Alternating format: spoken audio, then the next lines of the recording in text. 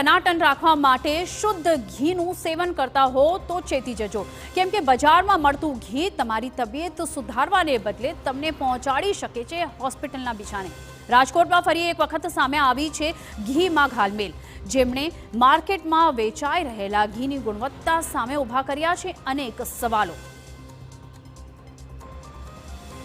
રાજકોટમાં લેભાગુ તત્વો દ્વારા ખાદ્ય ચીજ વસ્તુઓમાં બેફામપણે થઈ રહેલી ભેળસેળે લોકોના આરોગ્ય પર મોટું જોખમ ઊભું કર્યું છે। ત્યારે હવે બજારમાં બ્રાન્ડેડના નામે વેચાઈ રહેલા ઘીની ગુણવત્તા આવી છે સવાલોના ઘેરામાં। રાજકોટમાં શુદ્ધ ઘીના નામે વેચાઈ રહેલા નકલી તેમજ ભેળસેળયુક્ત ઘીનો પર્દાફાશ થયો છે।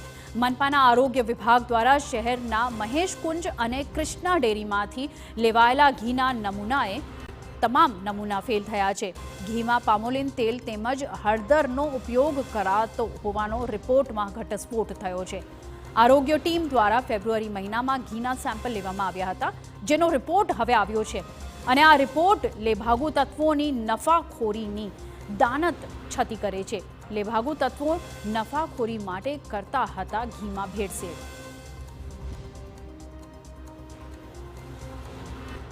સ્પષ્ટપણે લોકોના સ્વાસ્થ્ય સાથે, લોકોના આરોગ્ય સાથે જે કેટલાક લેભાગુ તત્વો છે તે ખુલ્લેઆમ ચેડા છે તે કરતા હોય છે ને આ જ પ્રકારનો કિસ્સો છે તે સામે આવ્યો છે। રાજકોટ મહાનગરપાલિકા દ્વારા ગત ફેબ્રુઆરી માસમાં અલગ અલગ સ્થળોએથી ઘી વેચતા ધંધાર્થીઓને ત્યાંથી નમૂના છે તે લીધા હતા, જેમાંથી 2 નમૂના છે તે ફેલ થયા છે। રાજકોટના જે અંકુરનગર મેઇન રોડ પર આવેલા આપને હું દ્રશ્યો બતાવવા માંગીશ કે જે કૃષ્ણા ડેરી છે ત્યાંથી પણ નમૂનો છે તે લેવામાં આવ્યો હતો, જે નમૂનો છે તે ફેલ થયો છે। ચોખા ઘીના નામે જે વેપારી છે તેમના દ્વારા હળદર અને પામોલિન તેલની ભેળસેળ થતી હોવાનો રિપોર્ટ છે તે સામે આવ્યો છે, જેને લઈને હવે આરોગ્ય વિભાગ છે તેમના દ્વારા કાર્યવાહી છે તે શરૂ કરવામાં આવી છે। જ્યારે પણ આ પ્રકારની ભેળસેળ સામે આવતી હોય છે ત્યારે જે અધિક કલેક્ટરની કોર્ટ છે તેમાં આ જે વેપારી છે તેમના કેસની સુનાવણી થતી હોય છે અને દંડાત્મક કાર્યવાહી છે તે થતી હોય છે। આપણે એ વેપારી છે તેની સાથે વાત કરવાનો પ્રયત્ન કરશું। કાકા, કોર્પોરેશન વાળા આવ્યા હતા અહીંયા? ક્યારે આવ્યા હતા? નમૂના લઈ ગયા હતા? છોકરો આવવાથી ખબર પડે, હું તો અહીં બેસતો નથી। તમે નથી બેસતા? ના, મારે તો ક્યારેક ઘડીક 2 ઘડી કલાક અડધી કલાક આવવાનું હોય।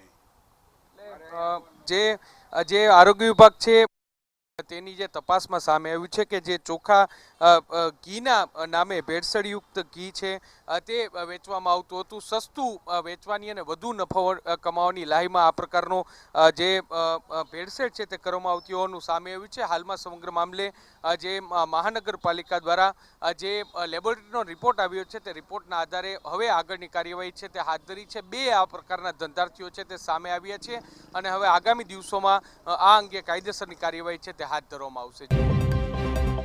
તો ઘીમાં ઘાલમેલ સામે આવ્યા બાદ હવે મનપા તંત્ર એક્શનમાં આવ્યું છે અને ઘીનું ઉત્પાદન કરનારાઓ પર કડક કાર્યવાહી શરૂ કરી છે। નગરપાલિકાની આરોગ્ય શાખા દ્વારા અંદાજિત 2 મહિના પહેલા જે છે શંકાસ્પદ ઘીના 2 જગ્યાએથી નમૂના લેવામાં આવેલ હતા। જે એક જે છે રણછોડનગર એરિયામાંથી ઘરની અંદરથી જે છે રાત્રે 12 વાગે રેડ કરીને જે છે સેમ્પલ લેવામાં આવેલા હતા। એ અંદાજિત 30 કિલોગ્રામ જેવો જથ્થો હતો।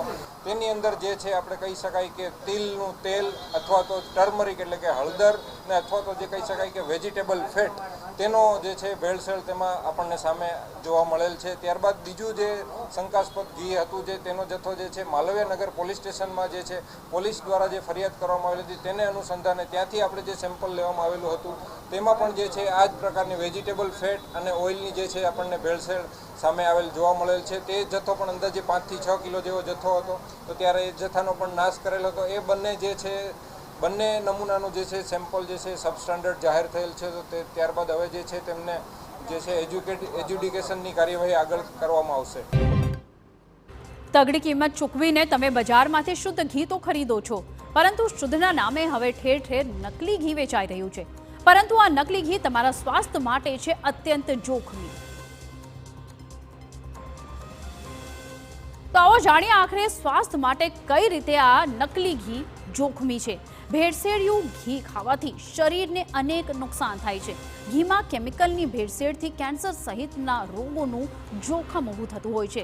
હૃદય, કિડની અને શ્વસન તંત્ર સંબંધિત સમસ્યાઓ પણ થવાનું જોખમ અનેક ગણું વધી જાય છે. નકલી ઘીના સેવનથી આવી શકે છે હૃદય રોગનો હુમલો. ઘીમાં ટ્રાન્સફેટનું પ્રમાણ જેમ વધે છે તેમ નુકસાન વધુ થાય છે. ટ્રાન્સફેટ હાર્ટ એટેક માટે જવાબદાર હોય છે. નકલી ઘીમાં સ્ટાર્ચની ભેળસેળથી પણ નુકસાન થાય છે. સાથે જ બ્લડ સર્ક્યુલેશન અને ગંભીર રીતે થઈ શકે છે ખરાબ. સતત નકલી ઘીનું સેવન કરવાથી પેટ સંબંધિત અનેક સમસ્યાઓ ઉત્પન્ન થાય છે. નકલી ઘીના સેવનથી અપચો અને કબજિયાત જેવી પણ સમસ્યા ઊભી થાય છે.